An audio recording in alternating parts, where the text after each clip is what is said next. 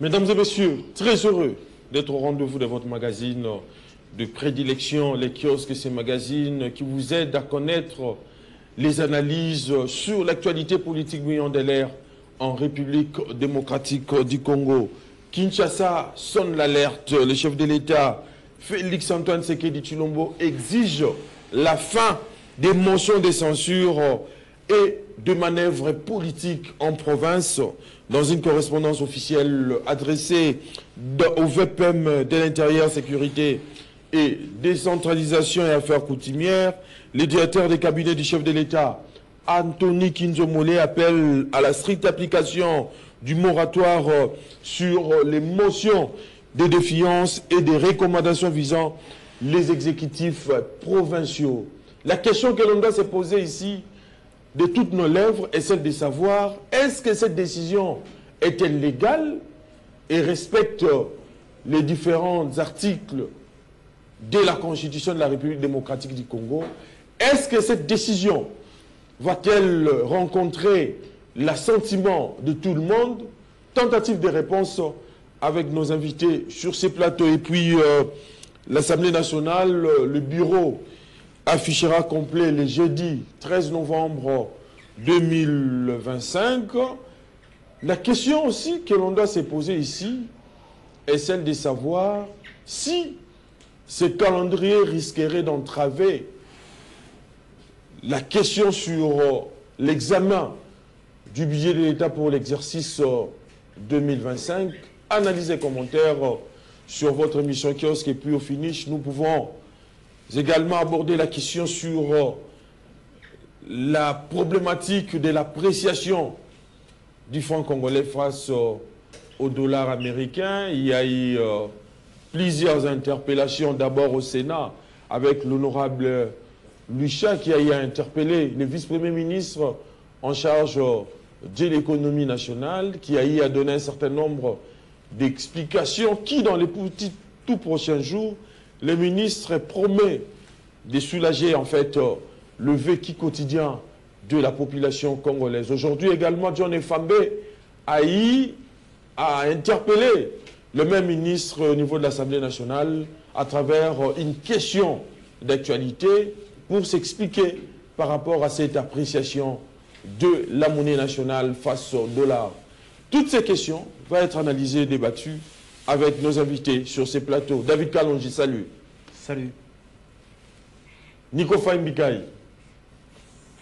Vous calculez déjà, en fait. Oui, merci beaucoup, estimé Eddy, pour l'opportunité que vous nous avez offerte ce jour.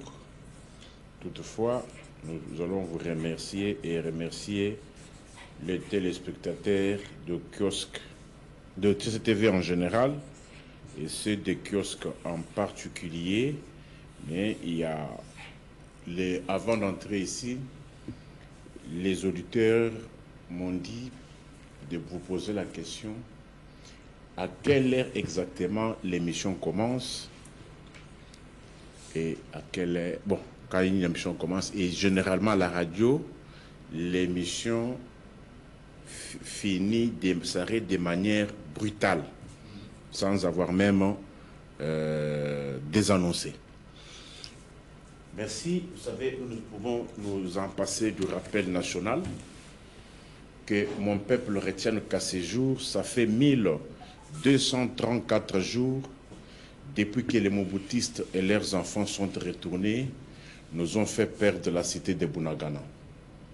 Bunagana, je l'ai prise à titre symbolique. Elle est la première grande agglomération à être occupée par le rebelle. 279 jours depuis que les Mobutistes nous ont fait perdre la ville de Goma, Goma qui est le chef-lieu de la province du Nord Kivu. Même situation pour la ville de Bukavu, qui est le chef-lieu de la province du Sud Kivu.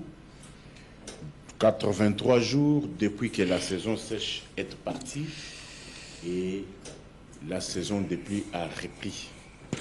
676 jours depuis que les Mobutistes et leurs enfants nous ont placés dans une situation dont on ne sait pas nommer, vous êtes sans ignorer qu'il y a eu une reprise le 24 janvier 2019, le mandat étant de 5 ans. Comment expliquer que l'on assiste à une autre cérémonie d'investiture le 20 janvier 2024? Que cette question, elle est adressée par votre truchement à David Kalonji. À David, s'il peut avoir le courage de répondre. Notez, les dates sont d'une importance très capitale. Si vous avez été distrait, le 24 janvier 2019, le mandat est de 5 ans. Mais est-ce que c'est à vous de lui poser des questions? Donc il note, je note pas. Parlez tout simplement. On note. 500 vous orienter. 504 jours depuis que Judith est à la tête du gouvernement en Allemagne d'Afrique, alors Congo. 6 ans et 308 jours depuis que les Mobutistes et leurs enfants nous ont fait oublier les défilés d'indépendance.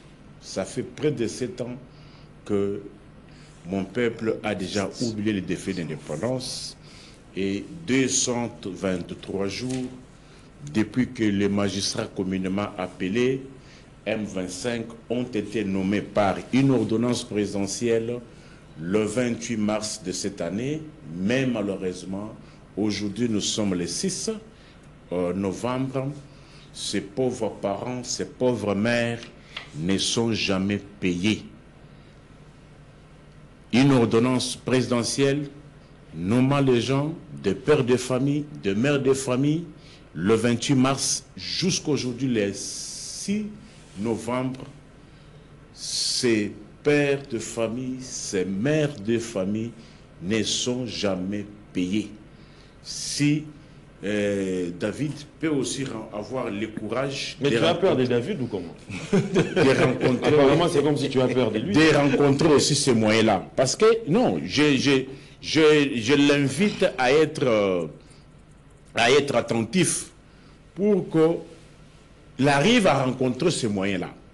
Je n'aimerais plus qu'en 2025, que l'on continue avec le débat des paroles contre paroles, chacun va dans tous les sens et on trompe les gens, que tous les moyens qu'il va soulever sur le plateau, je vais les rencontrer. Qu'il ait aussi le courage de rencontrer les moyens soulevés par moi pour éclairer la lanterne. Et entre toi et David, qui a beaucoup parlé? Entre toi et David, nous tous nous avons parlé. Non, non. Et si on vous arrache la parole et que vous ne respectez pas les délais, en fait, les temps qui vous a impartis, il ne faut pas en faire un problème. Nous tous nous avons parlé. Oui.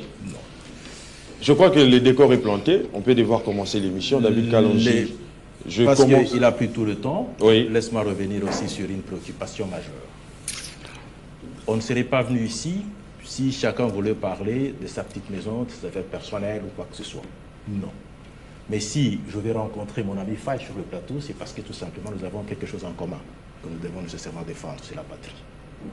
Et cette patrie, elle a une histoire. Nous sommes dans l'œuvre d'une refondation où on se dit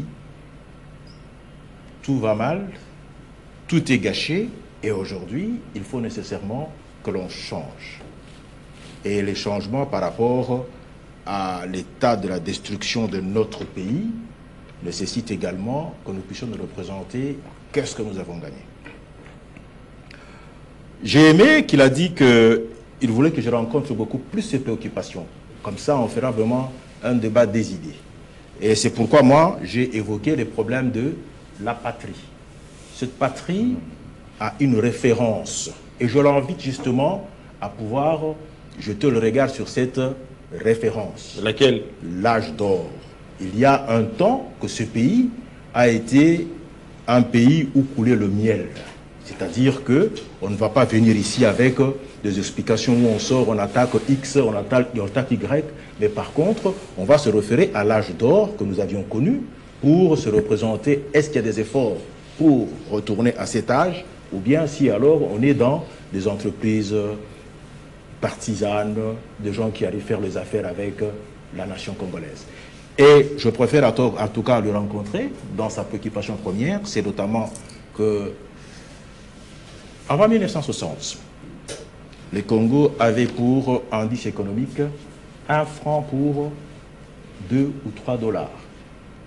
Ce qui veut dire que la vie des Américains à cette époque-là, Précision. je parle de 1960, et cet indice économique était sous pression avec des intoxications provenant de l'extérieur, où on semble dire que, écoutez, on vous gère très mal, le mari que vous avez là, bon, il n'est pas bon, voici ce que je peux faire par des grandes puissances. Et nous étions entre les mains de la Belgique.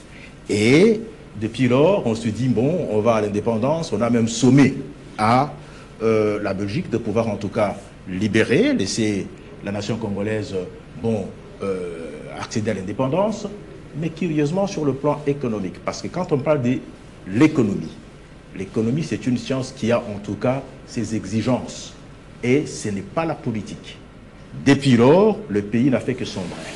Donc nous sommes partis de 1 franc pour 2 dollars ou 1 dollar pour aujourd'hui se retrouver avec 1 franc pour 22 000. Donc quelque part, on se dit, ce n'est pas possible. Quelle dévaluation.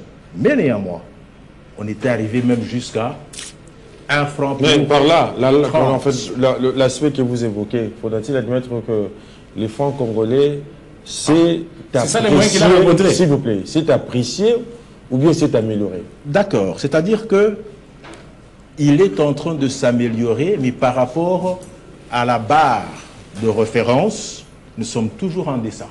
Oui. Tu comprends? Parce que le peuple congolais, de toute façon, a amené l'économie à 1 franc pour 2 ou 3. Ce qui veut dire que les États-Unis étaient en train d'entrer dans la vie congolaise à cette époque-là à 2 fois ou 3 fois. Donc c'est comme si aujourd'hui, la nation américaine, elle avait envié notre vie fois 2 ou fois 3.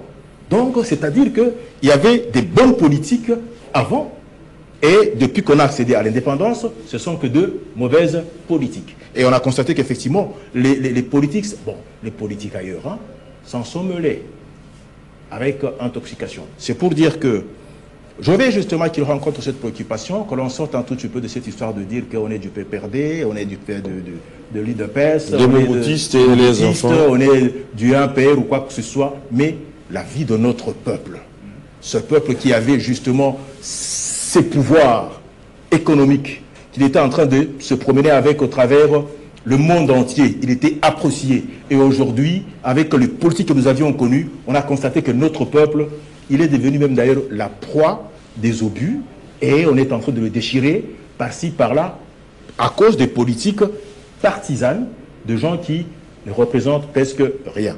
Donc, ça c'est une chose. Alors, je reviens sur la dernière préoccupation qu'il a essayé d'évoquer. C'est notamment que nous parler de... Au 24, c'est la fin du mandat du chef de l'État qui est en place, c'est les élections, n'est-ce pas? C'est ça ta préoccupation. Je suis prêt. Alors là, je me dis ceci, c'est bon. Nous sommes dans l'œuvre de la refondation. Sortons de la fixation où on se dit on est dans le texte. Mais intellectuel, on doit nécessairement commencer par changer l'état de notre société. Et oui, aujourd'hui, nous sommes dans l'œuvre de la refondation et on sent que hier, nous étions à 28, 29, et aujourd'hui nous sommes à 22. Donc c'est un effort de la part de ceux qui sont au pouvoir. Très bien. Hier, c'était encore, bon, le semblant de pouvoir travailler pour le peuple congolais. Mais aujourd'hui, vous avez les 145 territoires et la ville-province de Kinshasa est sur le feu des chantiers par-ci, par-là. Donc, nous sommes déjà dans les indices qui démontrent qu'effectivement, il y a une volonté politique quelque part, mais les efforts à fournir restent encore grands. Nico Fahimbikai, je reviens à vous. Faudra-t-il admettre que cette évolution du taux d'échange allège aujourd'hui certaines charges publiques, notamment les services de la dette extérieure et les dépenses sécuritaires réglées en devises, qui représentent à elles seules 32% des recettes courantes parallèlement plutôt, il faut maintenant appeler, comme l'a dit Monsieur David Kalonji, à la rigueur dans la gestion peut-être de l'enveloppe salariale. Peut-être. Bon, vous savez, je commence à en avoir marre. Je vais commencer par vous dire ici qu'ils prennent les stylos, qu'ils écrivent. Le premier moyen,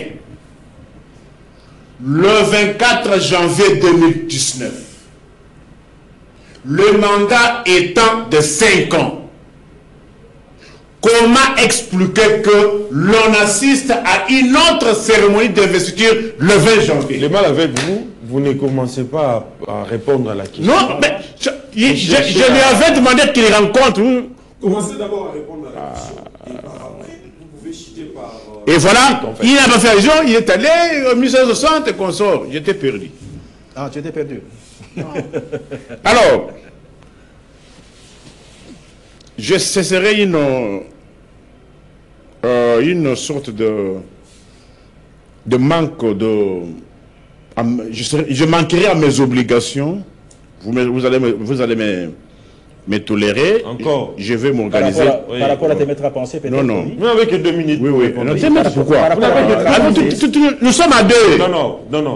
Vous avez eu la parole et vous avez beaucoup parlé, Kémissi. Il y a une situation comment je dois commencer par là parce que ne pas le faire, ce serait manquer à mes obligations. Il y a... Organisez-vous dans vos 2 minutes. Hein. Les agents de la régie des eaux m'ont appelé pour me poser la question, que je puisse poser cette question à la direction générale de cette entreprise. Oui.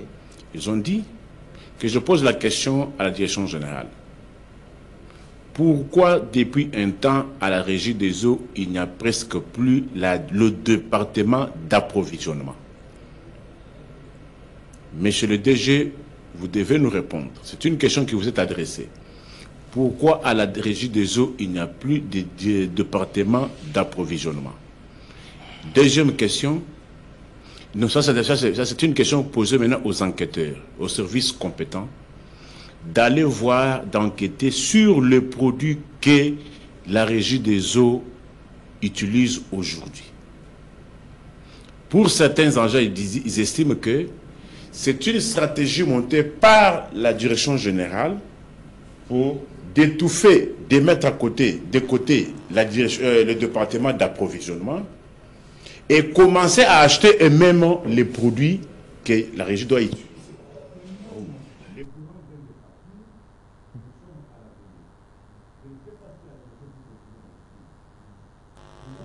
Parler ou pas? Parler.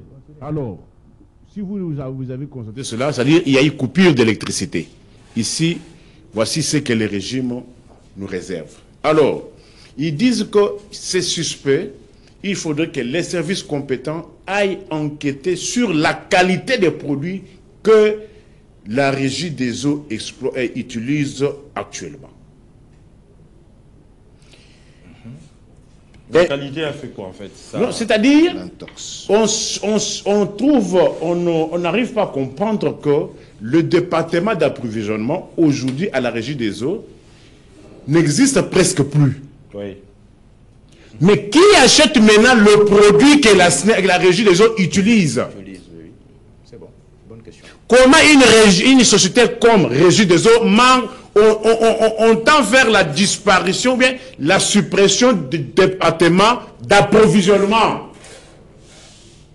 Et qui achète aujourd'hui les produits que la Régie des eaux utilise? Très bien, répondez maintenant à la question. Pour les mêmes, non, ce sont des questions très importantes. Mais répondez à la question, on va utiliser maintenant des produits de mauvaise qualité. C'est pour ça qu'ils disent que les services compétents, même les enquêteurs extérieurs, peuvent aller enquêter sur la qualité des produits que la Régie des eaux utilise. Très bien, répondez à la question.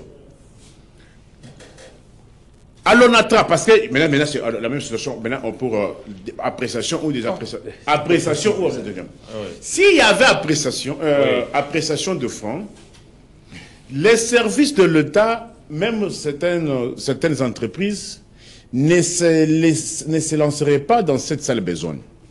À l'ONATRA, il y a eu grogne la semaine passée, les agents qui étaient payés en francs, ils ont vu le comité de gestion cherchant à les payer en dollars. Et à quel taux? À 29. C'est-à-dire, au moment où sur le marché, le taux revient à 20, 22, 22,5, mais à l'ONATRA, contrairement aux habitudes, et qui sont souvent payés en francs, mais cette fois-ci, on a cherché à leur payer en dollars au taux de 29. Appréciation, numériquement, mon peuple peut penser que... numériquement, mon peuple peut penser que la situation a été maîtrisée ou bien contrôlée. Mais si vous faites le calcul, vous allez vous rendre compte que bien qu'il y a eu numériquement qu'il y a eu baisse, mais en termes de pouvoir des moyens, en termes de pouvoir d'achat, c'est le consommateur qui continue à perdre. Comment? Lorsque 10 dollars revenaient à 29 000 francs congolais, prenez les silos. Une bouteille d'eau, Moulangiamai, revenait à 500 francs. Et avec 10 dollars, l'on s'achetait 58 bouteilles d'eau. 10 dollars, 29 000, une bouteille d'eau revient à 500 francs. Faites le calcul, 29 000 francs, vous pouvez vous acheter 58 bouteilles d'eau. Ça veut dire que nous sommes dans un climat tropical, il fait extrêmement chaud. Ce matin, moi, j'en ai déjà pris 3. Mais pourquoi seulement prendre l'exemple de l'eau? Quand j'ai fini, ne m'interrompez pas. Je vais citer... S'il vous plaît, Nico Faye, s'il vous plaît. Alors qu'il y a d'autres produits de première nécessité qui ont baissé. Par exemple, du riz. Je vais vous rencontrer. Oui. Je vais vous rencontrer. Nous sommes où là? Cette bouteille d'eau qui revenait aujourd'hui 500 francs, maintenant les dollars se changent à 22, 22,5. La bouteille est toujours à 500 francs. C'est-à-dire, avec 10 dollars aujourd'hui, l'on s'achète 44 bouteilles d'eau. C'est-à-dire, on a quitté de 58 bouteilles d'eau pour 10 dollars à 44 bouteilles d'eau. Qui a perdu? Non, ne me demande pas de chuter. Vous avez consommé plusieurs médicaments. Qui a perdu? C'est nous les consommateurs. Avant, est-ce ont-ils résolu les problèmes ou bien ils ont créé des problèmes? Ils ont créé des problèmes. Très bien. Est-ce que ça a allégé le porte-monnaie ou pas? Ça n'a pas allégé le porte-monnaie. Le riz dont vous faites allusion. Avant ces yo-yo, un sac de riz, 25 kilos, nageait entre 59 et 60 000 francs congolais. Dollars à 29. C'était presque 20 ou bien 20 points quelques dollars. Mais qu'aujourd'hui, le sac de riz revient à 50 000. Bébé, 50 000. Mais le dollar à 21, 22. Mais on est autour de 23 et 24 dollars. Très bien. On n'a pas résolu le problème. On doit changer les registres. On doit changer les registres. Ce n'est pas ça les sujets qu'on devait évoquer avant. On doit parler d'un sujet très capital. Monsieur David Kalonji, je commence ce sujet avec vous. Oui. Une décision présidentielle où le directeur du cabinet du président de la République a donc instruit le ministre de l'Intérieur et Sécurité, Jacquemain Chabani, de suspendre les motions de censure et des manœuvres politiques visant la déstabilisation, en fait, ou la destitution des exécutifs provinciaux. Comment interprétez-vous cette décision, en fait, de prime abord? Cette question, elle est profonde. Elle démontre justement le malaise que vit les provinces, parce qu'en fait, quand on parle de la nation congolaise, elle est beaucoup plus composée par les provinces, et la nation, en général, en souffre. Mais cette décision, je crois qu'elle est de nature tout simplement à éviter d'aller dans un dysfonctionnement ou de ne pas permettre à ce que les provinces travaillent. Mais la question, elle est fondamentale. Aujourd'hui, quand je vois ce qui se passe par exemple dans le Bas-Congo, quand je vois ce qui se passe dans les Kasaï, quand je vois un tout petit peu de ce qui se passe dans les Katanga et presque partout ailleurs, il faut constater que il faut pousser plus loin. Nous avons connu des élections et ce sont des assemblées provinciales qui sont arrivées par le concours des élections. Et les élections ont été des élections régionales. C'est-à-dire que dans les régions, les gens se sont retrouvés par rapport à des tribus formant la région. Et cette réalité, elle est visible quand on voit ce qui se passe dans le Bas-Congo, par exemple. Vous trouverez que ceux qui sont les Yombe se retrouvent être frustrés parce que celui qui est à la tête, il est en train de ne pas composé avec les Bayombe, mais qu'en réalité, il est beaucoup plus du Cataracte ou partout ailleurs, tout ça. Donc, les revendications ne sont pas forcément des revendications de la gestion provinciale, mais par contre, parce que nous sommes de la région et on ne se retrouve pas. Mais la question que l'on doit se poser ici, mais c'est David Kalonji, s'il vous plaît, David Kalonji, oui. La question que l'on doit se poser de toutes nos lèvres ici est celle de savoir si la décision dont vous défendez est-elle légale, alors que la Constitution de la République confère aux élus provinciaux leur droit de contrôler l'exécutif. Vous ne voyez pas que cela viole la Constitution du pays? Non, non, mais écoutez, je suis en train de te présenter justement... Déjà là, en fait. De te présenter les vraies raisons qui ont poussé les politiques à pouvoir prendre cette décision-là. Est-ce que la décision, en fait, est-ce que les raisons doivent interférer sur la loi, doivent violer ou transgresser la loi? Qu'est-ce qui est utile aujourd'hui? Faudra-t-il rester avec la loi pendant que les gens se servent de la légalité pour ne pas permettre à ce que la nation retrouve ce pénal? Ou bien alors il serait mieux en amont parce qu'il y a au moins un pouvoir qui contrôle et qui se vit. Si on ne privilégie pas les intérêts suprêmes de la province et que ce sont les tendances tribaux, des tribus qui sont en train de jouer pour dire que bon, nous devons nous retrouver dans la gestion de la province, il faut arrêter. Mais cela ne veut pas dire que l'on arrête pour permettre à ce que ces gens refusent d'accepter que les parlementaires régionaux puissent contrôler l'exécutif. Mais je crois que c'est en vue de pouvoir discipliner un tout petit peu leur mode de travail. Il ne faut pas que cela récupère pour des raisons, des intérêts partisans qui ne profitent pas à la province. Très bien. Je crois que cette mesure, elle vaut la peine, mais par contre, elle ne suffit pas. Ce qui veut dire qu'il faut voir au-delà de ce qu'on dénonce, comme par exemple la mégestion, que les élections en soi ont été beaucoup plus régionalistes. Et il serait mieux qu'on se penche sur ces cas ici. Il faut qu'il y ait en tout cas des gouverneurs qui ne sont pas issus de ces provinces-là.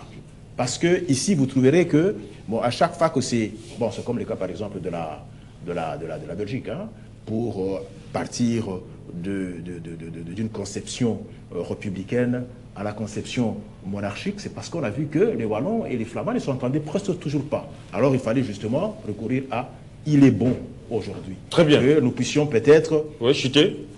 Pousser plus loin. Il faut même aller à... Il faut qu'il y ait des gouverneurs qui ne sont pas en tout cas des régions-là. Très bien. Joe Maëlé, toujours en retard. Salut. Non, non, c'est pas toujours. Il ne faudrait pas mettre l'adverbe toujours. C'est juste qu'il y a eu pluie, vous savez. Je ne sais pas ce matin s'il y a aussi eu pluie de votre côté. Moi, je réside dans la commune présidentielle qui est la commune de Ngaliema. Alors, il y a eu de fortes pluies là-bas. Il a fallu attendre. Il faudrait savoir aussi que nous sommes piétons. Nous utilisons les voies communes, hein, donc les transports en commun. Donc, ce n'est que normal. Alors, merci pour votre invitation. Je salue le co-débatteur. Je vais faire rapidement un détour à la SNEL. J'ai vu la semaine dernière... Vous n'avez qu'une minute, parce oui, j'ai une minute. J'ai vu la semaine dernière, on a posé un nouveau transpondeur à la SNEL. Oui. Alors, il y a le nouveau DG qui est là, Teddy Luamba. Alors, nous apprécions les dynamismes. Les dynamismes, pourquoi? Parce qu'on nous a fait croire que la SNEL était une institution provinciale. La SNEL était une institution communale. Or, la SNEL a est une institution. Les monteurs installés va résoudre quel problème? J'ai dit, nous avons un transformateur de 15 000 mégawatts. Merci beaucoup. Au cas où on essaierait de tomber dans la bêtise, dernièrement où il y a coupure d'électricité, nous aurons un transformateur qui pourrait... La bêtise Lucinde. Oui, la bêtise Lucinde. Alors, il y a beaucoup de choses à dire sur la SNEL aujourd'hui avec la restructuration, je vous ai dit dernièrement, de la centrale hydroélectrique de Moba Mbongo. Alors, moi j'ai dit aujourd'hui, nous sommes en train de voir l'accomplissement véritable des missions de la SNEL. Parce que la SNEL n'est pas une entreprise, je répète, provinciale. La SNEL a une mission qui est nationale. Donc, si elle doit produire, transporter, distribuer le courant, il faudrait jauger les missions de la SNEL, par exemple à Moba Mbongo, par exemple à Mbatassiala. C'est là où il faut jauger. Il ne faudrait pas résumer la SNEL par rapport à un quartier, par rapport à une commune où vous avez la stabilité de courant. Nous avons vu des chantres ici faire l'apologie d'un monsieur dont une avenue était éclairée chaque jour. On nous dit que ces messieurs faisaient des travaux. D'ailleurs, vous avez vu le conseil d'administration de la SNEL aujourd'hui. Je me pose la question, c'était un envoûtement ou quoi?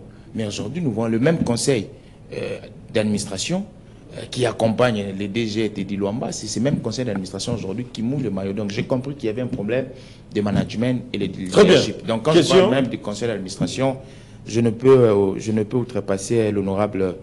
l'honorable... Bon, Tigny Pouloulou aussi, il est dans ce conseil d'administration, l'honorable Justin Dédé Kodoro. Donc aujourd'hui, nous... Tigny Pouloulou, Dédé Kodoro sont des... Ils sont dans les conseils. Ce sont des administrateurs. Non, ils sont des administrateurs. Ils sont des députés honoraires, en fait. Ce sont des administrateurs. Ici, je ne parle pas dans l'angle député honoraire. Je vous ai parlé de l'entreprise de SNEL. Il faudrait m'exclure de ce que vous... Mais il faut bien préciser. Les députés, honorables... Non, j'ai parlé ici du conseil d'administration. Oui. J'ai cité les noms. Très bien. Je parle de la SNEL, je parle de Justin Dédé Kodoro. Si vous vouliez, je vous les prête en tout cas. Comment voyez-vous la décision gouvernementale sur instruction du cabinet du président de la République, Félix Antoine Tshisekedi Tshilombo, une décision qui s'inscrit dans le cadre de suspendre des motions dans les assemblées provinciales pour la cohésion, mais également la stabilité institutionnelle. Vous, en tant que politique, comment voyez-vous ça? Je pense que j'ai deux observations à faire sur cette question. La deuxième observation serait plus réglementaire. Alors, la première observation, il faut savoir, je veux me joindre à mon aîné des côtés dont j'ai oublié le nom. David Kalonji. Monsieur David Kalonji, qui a parlé d'une anomalie, d'un mal. Vous savez, cette décision est prise. Cette décision est motivée par rapport à un besoin. Le besoin, c'est quoi? Il y a une instabilité. Le besoin peut être positif ou négatif. Alors, il y a une instabilité institutionnelle du plan de vue provincial, dans l'écosystème provincial. Alors, lorsqu'il y a cette instabilité-là, l'instabilité fragilise le développement. Parce qu'il n'y a pas de développement sans la stabilité institutionnelle. Est-ce que vous me comprenez? Alors, pour essayer, j'ai utilisé le verbe essayer parce que ce n'est pas une décision qui est définitive. Pour essayer de calmer l'hémorragie comme un médecin, il faut prendre une décision temporaire. Je vous dis, dans les rubriques, c'est au pluriel, hein, dans les rubriques de décisions, il y a les décisions qui sont conjoncturelles, il y a des décisions qui sont structurelles. Conjoncturelles, donc, je parle à moyen terme, à court et à long terme. Conjoncturel, c'est par rapport à la situation. Alors, qu'est-ce qui se pose comme situation? C'est qu'il y a une instabilité. J'entre dans le plus profond de la question. Cette instabilité est due à quoi? Je rejoins encore mon aîné David. Vous savez, aujourd'hui, la légitimité des députés provinciaux ne découle pas du président de la République. La légitimité des députés de l'Assemblée provinciale de gouverneurs, excusez-moi, découle aujourd'hui des députés provinciaux. Le bureau est redevable d'abord aux députés provinciaux parce que ce sont les députés provinciaux qui votent. D'où, dans d'autres termes plus techniques, ce sont les seconds électeurs, les électeurs du deuxième degré, les députés provinciaux qui votent. Alors, il y a une certaine redevabilité. C'est à partir de cette redevabilité que les députés provinciaux jouent avec la morale élémentale des différents bureaux. Je ne parle pas seulement de la province du Congo central. Il y a, dans le passé, nous avons vu les Sankourou. exemples sont légion. Hein? Oui, des exemples. Nous avons vu dans le passé le Sankourou. Nous avons vu, par exemple, la grande province équatoriale être, la grande, hein, quand je parle du Nord Ubangi, Sud Ubangi, la Chuapa, être menacée aussi par ces différentes crises. Alors, du moment où la légitimité des assemblées provinciaux et le gouverneur découle de ces députés provinciaux, il y a une sorte de chantage, il y a une sorte de redevabilité. Si, au lieu que l'Assemblée provinciale et le gouvernorat, au pluriel, hein, travaillent pour la population, ils travailleraient maintenant pour satisfaire les caprices des députés provinciaux. Si les caprices des députés provinciaux ne sont pas satisfaits, automatiquement, il sort la Libye d'échéance. Est-ce que vous comprenez ces raisonnements-là? Alors, d'où maintenant la deuxième observation. Nous avions parlé d'une nécessité. Mais M. Nico Faye et ses acolytes et son parrain politique nous diront, nous, parce qu'ils sont nombreux dans cette JBCR-là, dans ces carcans-là. Nico Faye tranquille, il est calme, hein. Il vous laisse parler en fait. Il est très calme. Je sais, j'aime bien dire cela parce qu'il conjugue ainsi. Il fonctionne ainsi. C'est bien. Oui. La Bible nous enseigne parmi les fruits de l'esprit la tempérance. Aujourd'hui, s'il gobe la tempérance comme j'aime, c'est bien. Mais attention, il est issu d'une maternité, attention. Attention, il est issu d'une maternité. Attention. J'ai dit attention, oui. L'éthique, l'ADN de cette maternité risque de refaire surface ici. Attention, attention, vous allez me donner raison au cours de l'émission. Mais je vous révèle. S'il vous plaît. Est-ce que il y a des dispositions constitutionnelles aujourd'hui qui confèrent au chef de l'État, Félix Antoine Tshisekedi Tshilombo, les pouvoirs de suspendre un mécanisme constitutionnel de reddition des comptes? Je pense qu'il faut renforcer. D'ailleurs, il a fallu que je finisse d'abord.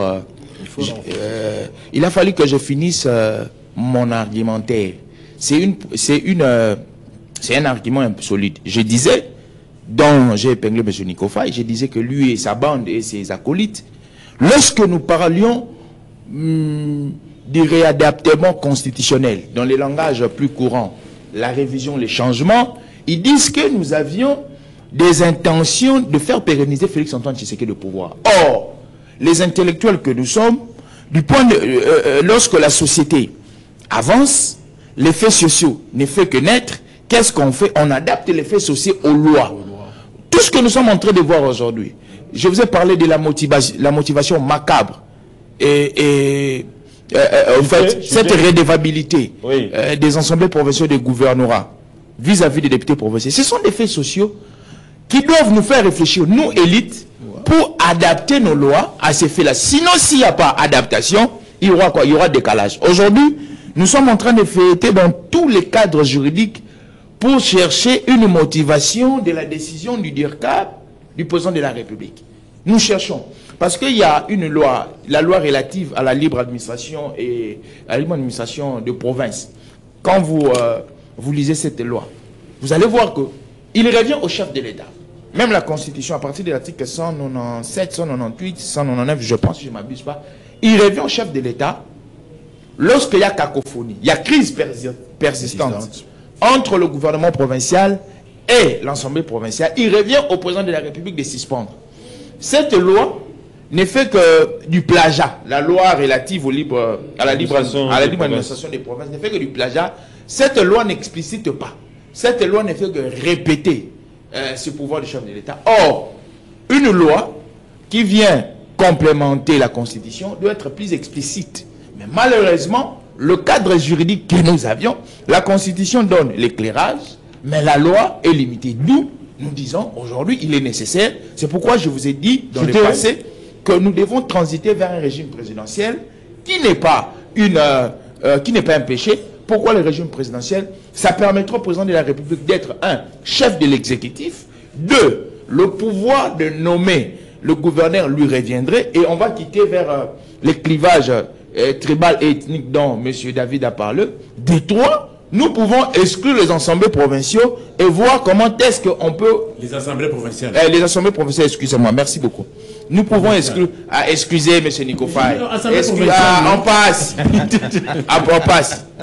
Nous pouvons l'exclure des assemblées provinciales pour voir comment est-ce qu'on peut restructurer le fonctionnement des provinces. Très bien. Nicofaï, je reviens à vous.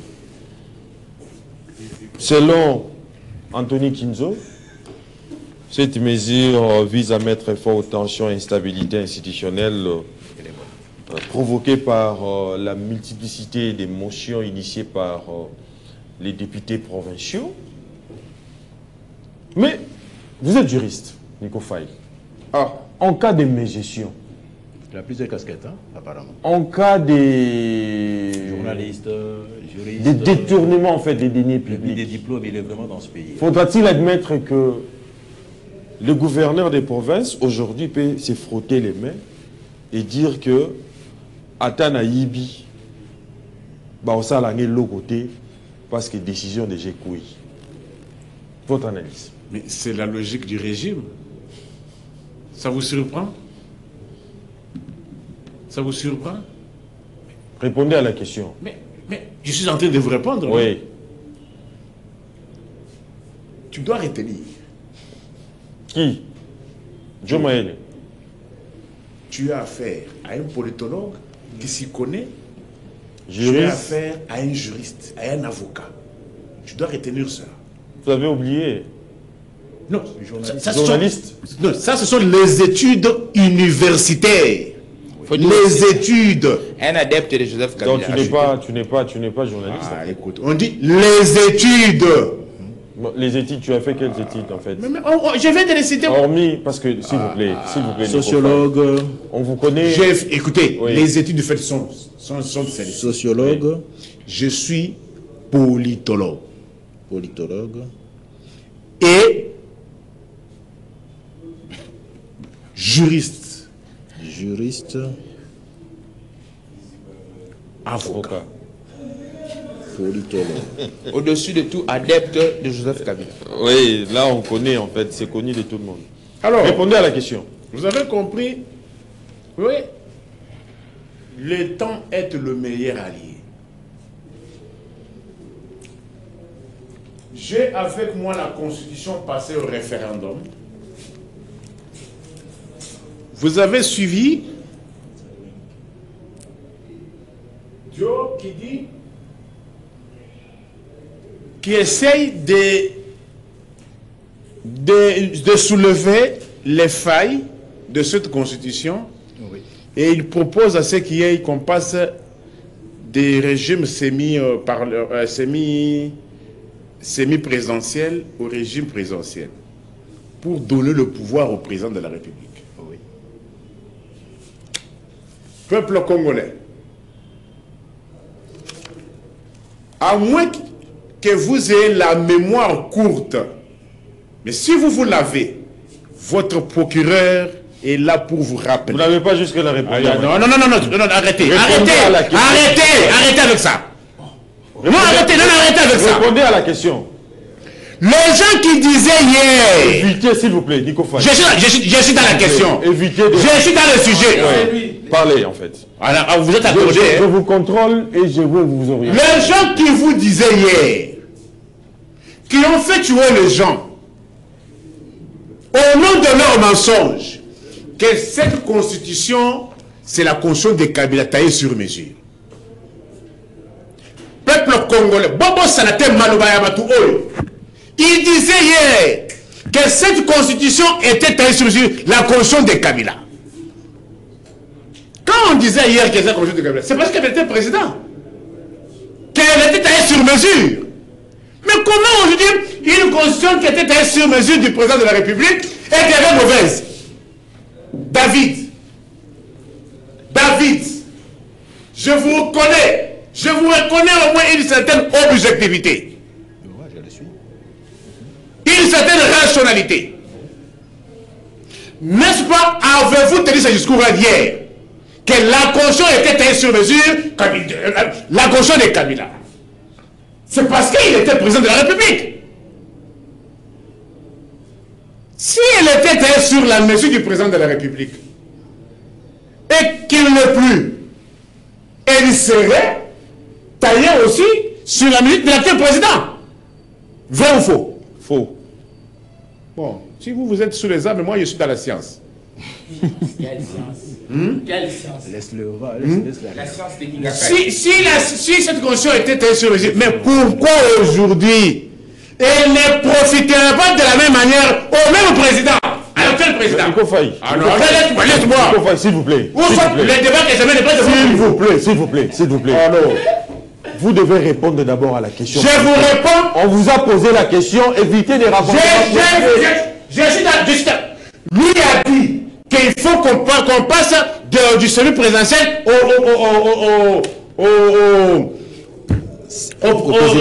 au présidentiel. Alors, Et la question du journaliste? je vais vous répondre, monsieur. Mais jusqu'à quand? Parce que Je vous réponds. Où soit les niveaux que j'amène, vous n'arrivez pas à cerner C'est pas cela. ça. Je suis dans la question. C'est pas ça. Parce que le débat que vous évoquez, votre question, ayant trait à la Constitution. Mais vous répliquez. La Constitution. Oui, j'essaie de me répéter. Les Mouboutis et leurs enfants, de 1967 à 1997, est-ce qu'ils connaissaient la Constitution du Congo? Qu'ils nous disent une disposition constitutionnelle qui autorise à un monsieur qu'on appelle président de limiter les pouvoirs des députés.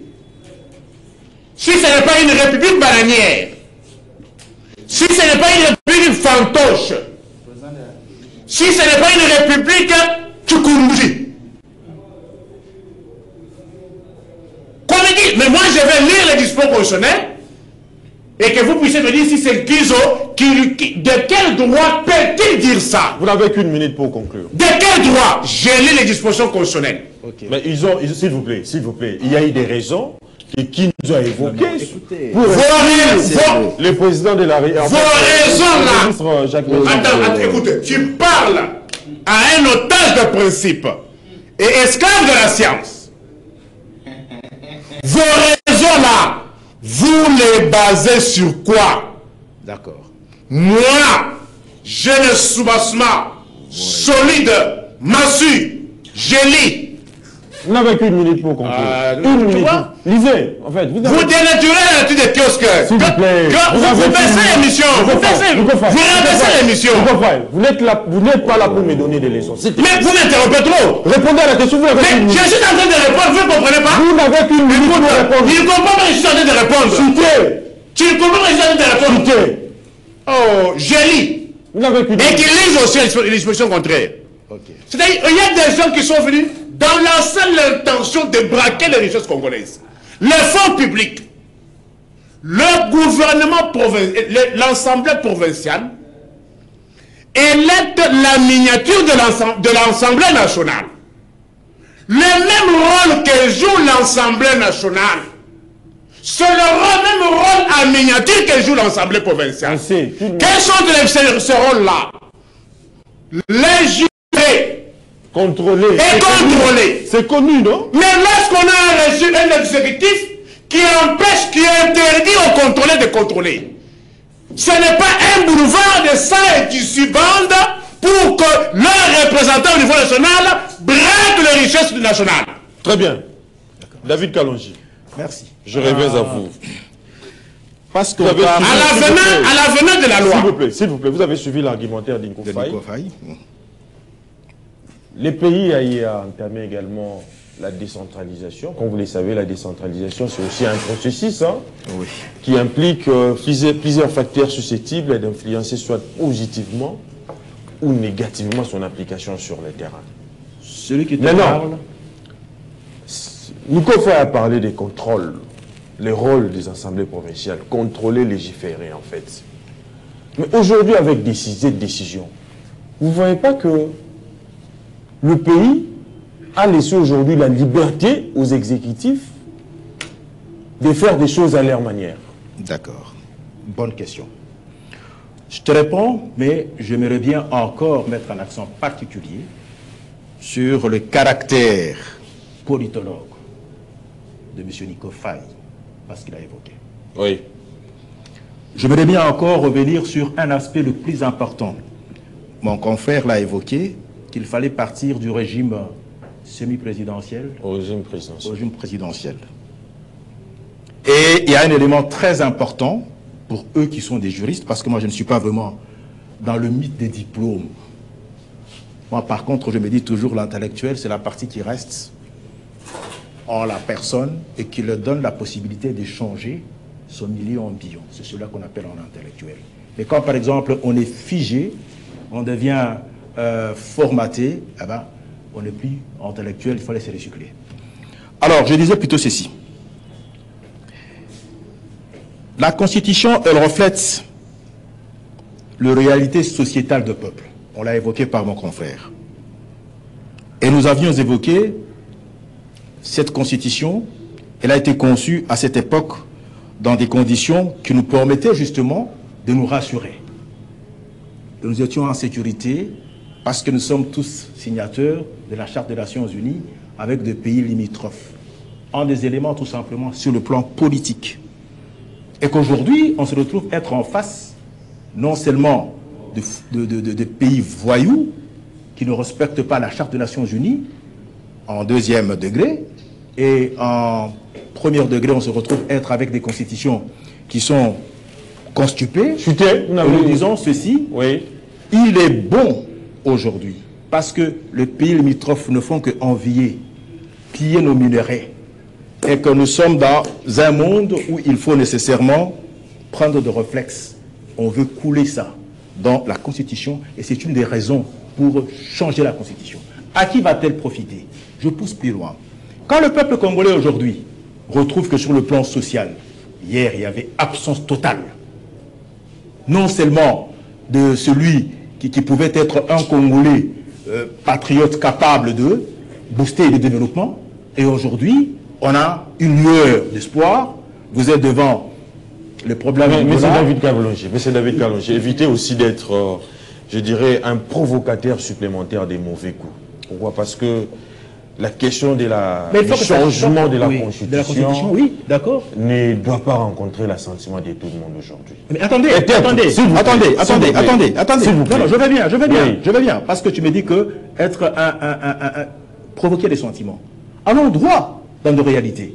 Est-ce qu'aujourd'hui, vous n'êtes pas en face d'une réalité que tous les pays limitrophes aujourd'hui, l'envie que nos minéraux, ils ont commencé à les piller et ils le pillent. Quelle est la disposition qui vous empêche? Alors, la disposition qui nous empêche, c'est celle-ci. Oui, de défendre nous devons nécessairement, aujourd'hui, vous avez évoqué ici les aspects qui sont non, tout à fait raisonnables. Une disposition qui vous empêche de défendre l'intégrité territoriale. Si tu n'as pas attendez un tout petit peu. Est-ce que tu peux? Attendez. La discipline, c'est bien. Je suis dans la Constitution. Je suis dans la Constitution. Tu ne me diras pas le contraire. On vous suit, non? Je suis dans la Constitution. La disposition constitutionnelle qui vous empêche de défendre l'intégrité territoriale. C'est un politologue et je le rencontre sur cette préoccupation-là. Tu es politologue. Je ne fais pas bonne forme. Ah non, mais écoutez, les politistes n'ont pas la culture de tête. David Kalonji, vous avez ma protection. Lorsque vous détournez de l'argent, qui vous empêche? Nico Faye, s'il vous plaît. Nico Faye. Dit son ADN va être découvert. Découvert. Lis la disposition constitutionnelle qui vous empêche de défendre l'intégrité territoriale. D'accord, merci bien. Oui. Alors, nous constatons que l'imperméabilité des provinces, le fait qu'aujourd'hui, ils prêtent le flanc, par exemple, à ceux qui sont les pilleurs de ce pays, à pouvoir revenir. Nous disons que nous voulons prendre des dispositions sur le plan constitutionnel et les adapter. Donc, il faut changer cette constitution. Quelle disposition qui vous empêche? Il faut la changer parce qu'elle est constituée. Quelle disposition? C'est en fait. Très bien. Voilà. Jean Maïlé. La décision. Il n'a pas placé mon rapport à s'il vous plaît, la décision. S'il vous plaît, la décision du gouvernement. Faudra-t-il admettre que c'est aujourd'hui un rappel à l'ordre au nom de la stabilité institutionnelle. Ok. Je pense que M. Nico Faye, que je respecte beaucoup, parfois, il ignore le bras séculier de la science politique, qui est l'histoire. Moi, je vais vous remettre... Lis les dispositions En 2015. Lis les dispositions. Monsieur Kabila nomme les commissaires spéciaux. Lis les dispositions qui vous empêchent de défendre l'intégrité territoriale. Écoutez. Vous n'avez pas de micro. On vous attend même pas. Lis les dispositions qui vous empêchent de défendre l'intégrité territoriale. Très bien. Dites-moi. Lis les dispositions. Les commissaires spéciaux. Venez répondre. Venez parler devant le micro. C'est sur base de quoi? Lis les dispositions qui vous empêchent de défendre l'intégrité territoriale et lis les dispositions qui autorisent à un CUSO d'interdire le rassemblement provincial. Moi, je lui ai posé la question. Oui. En 2015, je lui ai remis sa constitution. Allez sous les arbres. En 2015, est constipé là. M. Kabila nomme les commissaires spéciaux. Les commissaires spéciaux qui doivent gérer les provinces. Dites-moi, est-ce que la Constitution de la République démocratique du Congo institue les commissaires spéciaux pour gérer les provinces? Donne la disposition. Quelle est cette disposition-là? Donne la disposition. Quelle est cette disposition-là? Qui donne le pouvoir à un CUSO de défendre. Monsieur Kabila prend une ordonnance. Prend une ordonnance pour nommer les commissaires spéciaux. Dites-moi. Monsieur Kabila prend une ordonnance.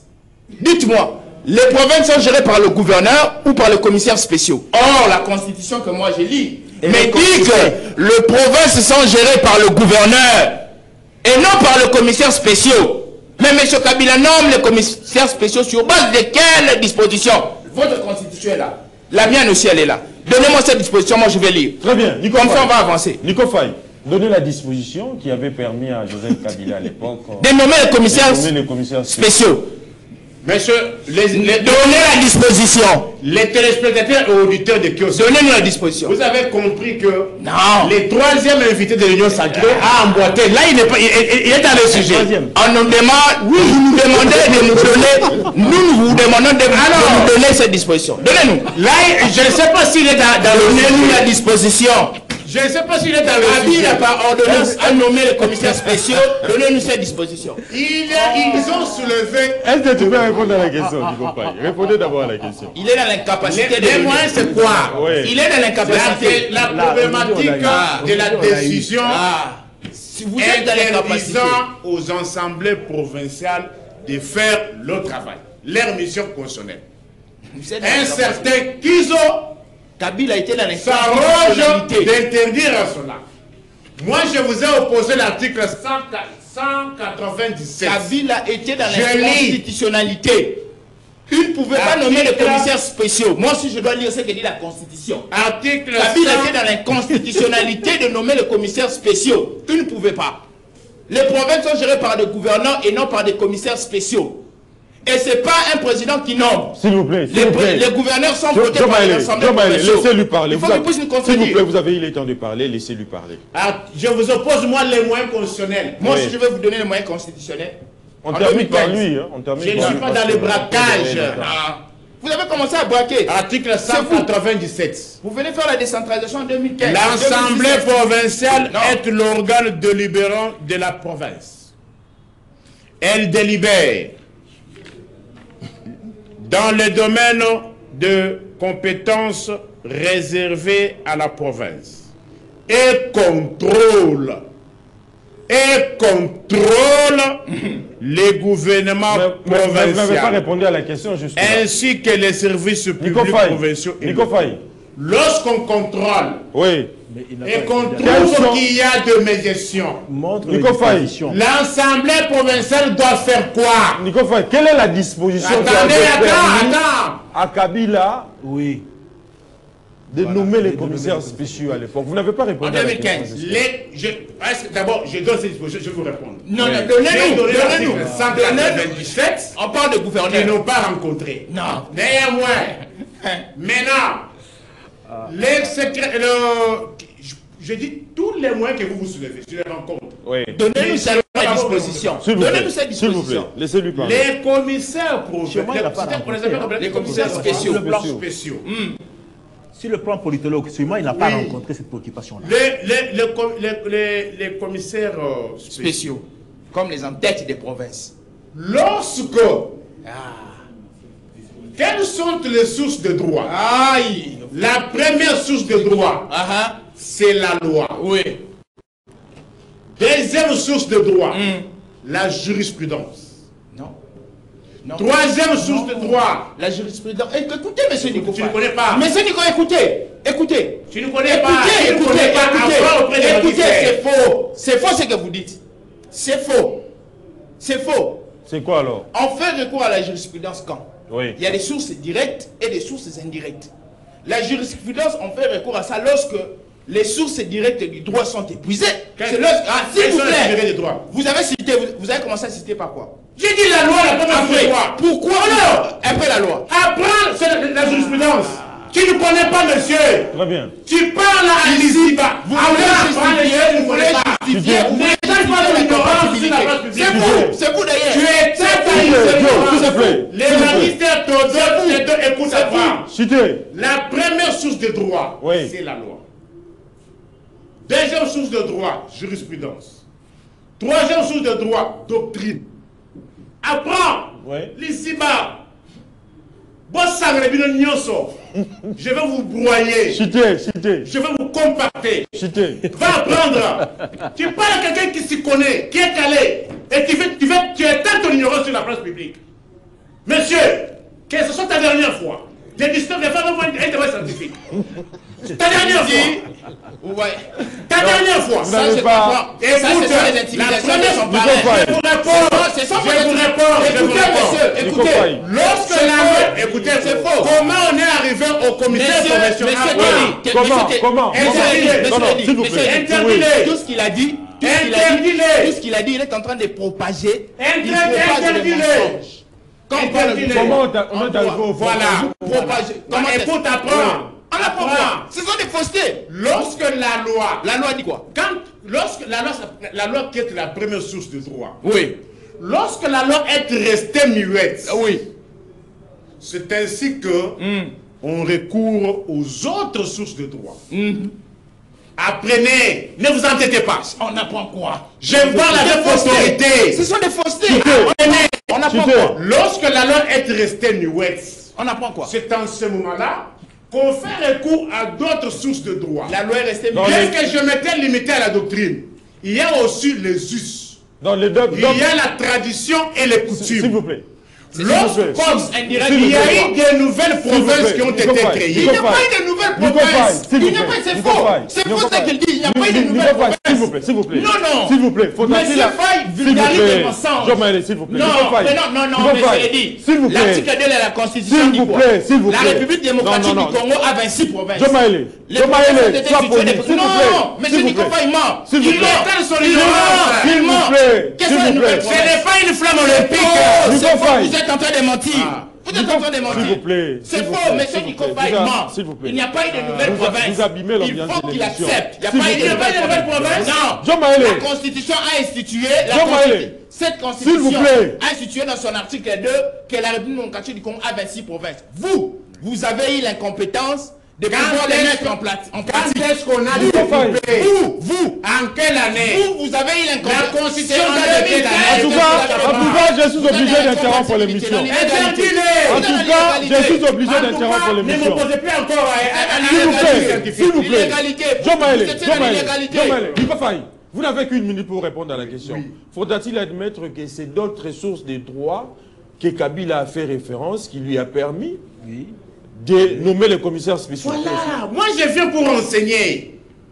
Lorsque la loi était restée muette, la Constitution parlait déjà de 26 provinces. Mais toutes les 26 provinces n'étaient pas encore opérationnelles. Dans ces cas-là. Qu'est-ce qu'il fallait faire? Les nouvelles provinces ont vu jour quand? Oui. Je crois que 2014-2000. Alors, qu'est-ce qu'il fallait faire? Est-ce que les nouvelles provinces qui ont été nouvellement créées et devaient être mises en place? Non, il n'y a pas de provinces nouvellement créées. On les a créées, mais il n'y avait pas l'existence notre physique. Qui les a créés? Est-ce qu'en 2006, nous avions 26 provinces? Vous comprenez? Est-ce qu'en 2006, nous avions 26 provinces? Ce sont des personnes qui ont violé intentionnellement la Constitution. Ils ont violé intentionnellement la Constitution. Oui. Parce que la Constitution institue, lorsque la Constitution est promulguée, toutes les dispositions doivent être en pratique. L'article 2 dit que la République démocratique du Congo a 26 provinces. En tout cas, a 26 provinces.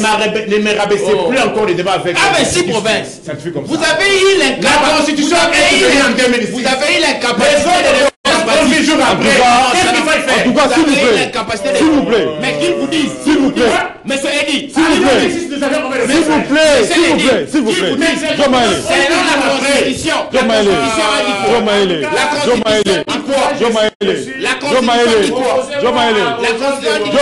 vous plaît. David Kalonji, posez-lui la vous question. oubliez que vous avez un rôle hautement pédagogique à jouer. Ce rôle consiste à expliquer au public. C'est de quelle jurisprudence? Là, le public n'est pas édifié en fait. Donc, les sources de je suis obligé d'interrompre la l'émission. loi, jurisprudence, doctrine, Merci. Je vous remercie, David Kalonji, d'avoir répondu à notre invitation. Je remercie également Joe Maëlé, Nico Faye. Je remercie l'ensemble de l'équipe technique composée de Doudou Montieri, Marité Bodo, Milondinga, Alain Kabongo, Doudou Montieri, Moro Djambé, mais également Strad Ngimbi. Au nom de l'équipe technique et rédactionnelle, je vous dis merci de l'avoir suivi.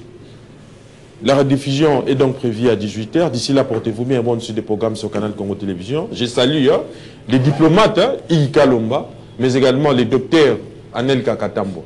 Merci.